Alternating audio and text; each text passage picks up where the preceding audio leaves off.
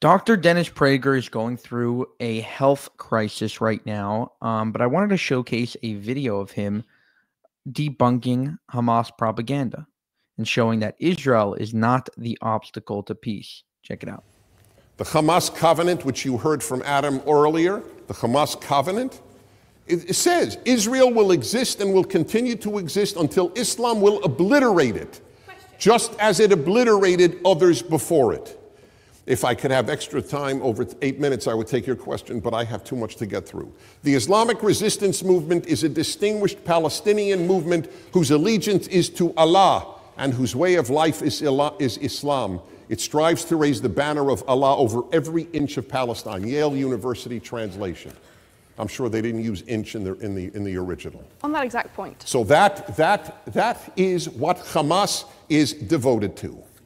Now, yes, I can. Oh, then please. So all of the organizations that you're citing as a threat to peace just happen to be Arab and or Muslim. Could you explain to me why you think that might be the case, that you only view these organizations as threats to peace?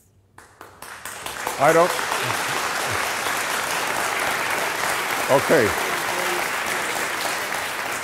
You obviously, those of you who applauded perceived the profundity of the question that I didn't.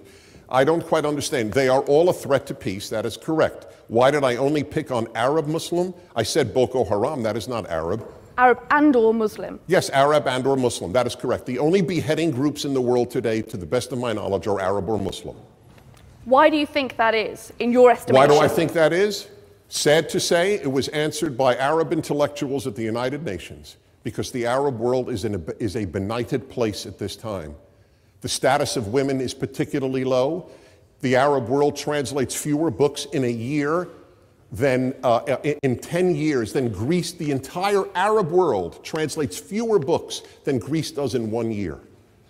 There is no interest in the foreign world. It is a benighted world, the Arab world. It is a tragedy. This is not anti-Arab. If you love Arabs, you have to understand how low the moral level of the Arab world at this point is.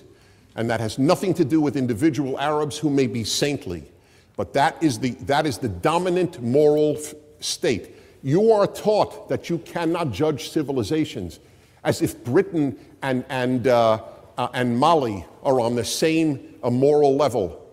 That is to give up on hope for humanity, to claim that there is no civilization that has produced something better than something else. So that is the tragic reason. They're not beheading people in Western civilization. They are in the Arab and Muslim worlds, and not the entire Muslim world. Now, why then? My second part is to answer the question, why is something so obvious that Israel wants peace and that Hamas wants to destroy Israel? Why is that debated at one of the most illustrious academic institutions on earth, Oxford? I have two answers.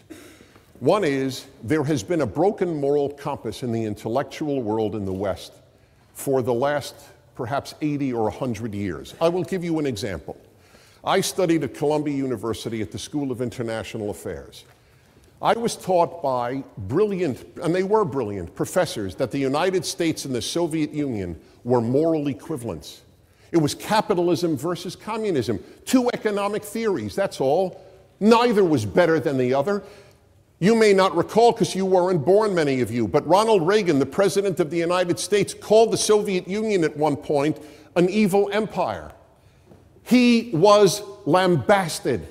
He was declared by Columbia and Harvard and Yale and Princeton and the New York Times a fool for having the temerity to make a moral statement about the Soviet Union, a place that had created the Gulag Archipelago and killed 40 million of its own people, not to mention a genocide in Ukraine. That is what I tell you, students, that's what has taken over in Western universities, a broken moral compass that truly calls evil good and good evil. I went through this, and I'm afraid many of you are going through this. This evening is one such example. And finally, the media. The media gives you a jaundiced view of the world. Gaza starts a war to kill as many Israelis as possible.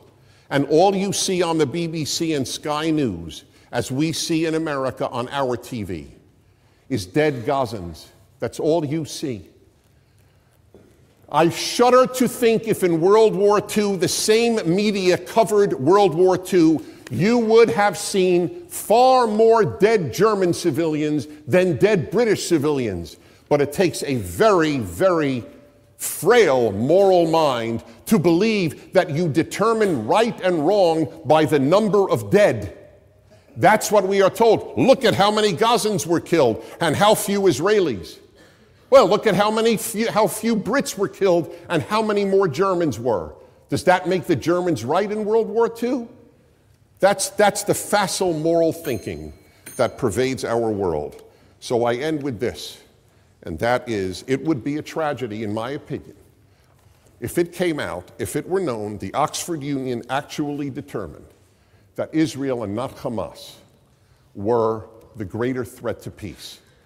Outside of the world of academia, it is pretty clear. It's got to be clear here too. Thank you very much.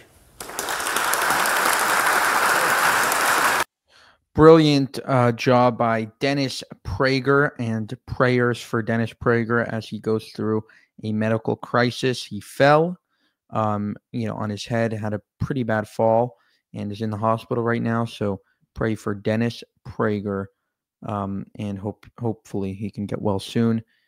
For more, subscribe to this channel. If you want to help us make more of these videos, you can go to buymeacoffee.com/JewishUncensored. That's buymeacoffee.com/JewishUncensored. Have a good one.